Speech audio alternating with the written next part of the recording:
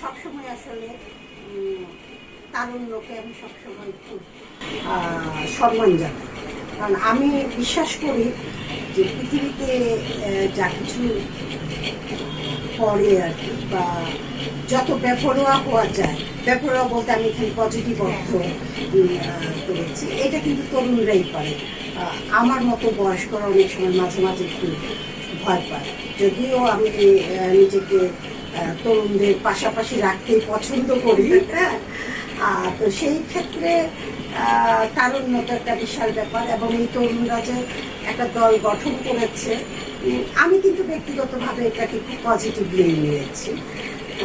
হ্যাঁ, তাদের এটা হতে পারে যে তাদের রাজনৈতিক অভিজ্ঞতা কম, খুব স্বাভাবিক, তাদের বয়সও কম, তারা ছাত্র, তাদের তো মানে ছাত্র রাজনীতির অভিজ্ঞতাটাই থাকার কথা।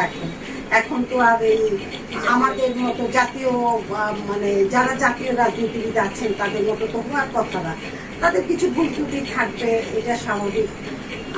আবার তারা এগিয়ে যাবে, এটাও স্বাভাবিক। আমি বলবো যে যারা অভিজ্ঞ আছেন, যারা পুরনো রাজনীতিবিদ আছেন, তাদের যদি কোনো মারাত্মক ভুল ত্রুটি না হয়, সেগুলোকে অত নেগেটিভলি না দেখে তাদেরকে কিন্তু আমাদের গাইড করারও কিছুটা দায়িত্ব আছে আমি মনে করি। কারণ হচ্ছে